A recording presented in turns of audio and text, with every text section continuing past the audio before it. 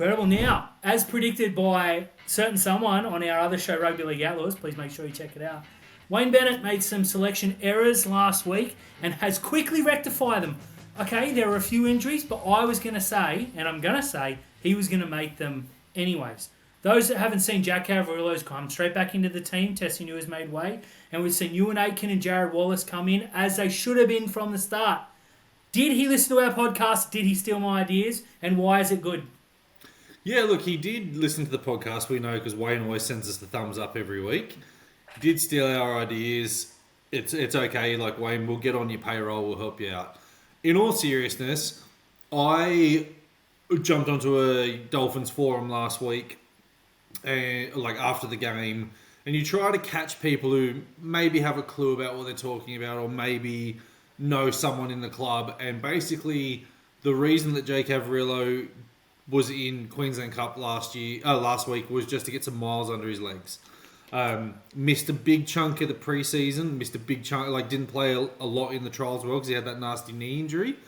So that was literally about miles in the legs. I will say this though, Jake Averillo in a wheelchair would have been better than Tessie New. Absolutely.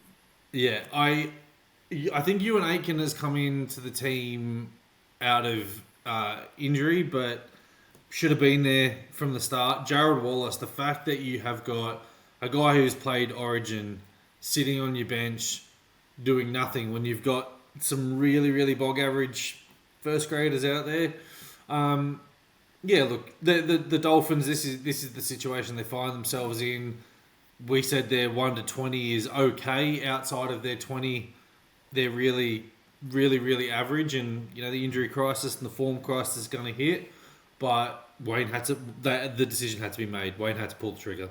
Certainly did. I love the Ewan Aitken in. And now, it's not we're talking about a 23-year-old here. He's very experienced.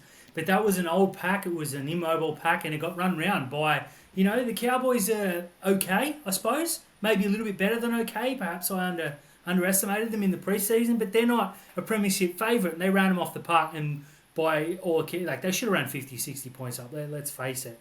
I'm happy with the changes, but the big one for me is Sean O'Sullivan was made the scapegoat. He's out. Young Katoa's in at halfback. I thought for sure Cody Nicarima was going to be the one to make way.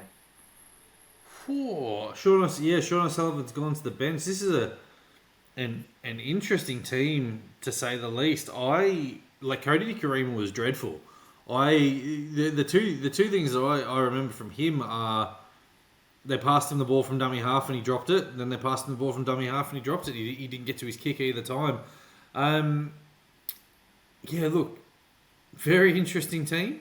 Very interesting team. I think Ewan Aitken's only in because Connolly Lemuelu is out. It's good to see Ray Stone has been dropped as well. But yeah, this is a really ordinary team, and Sean O'Sullivan. He's probably their best. He's their best up. I don't think dropping him is a good idea. No, I think he's overreacted, which I called for full disclosure, but I think he had to have a bit of calmer head there. But I like the changes. I think it's better because, quite frankly, it couldn't be worse.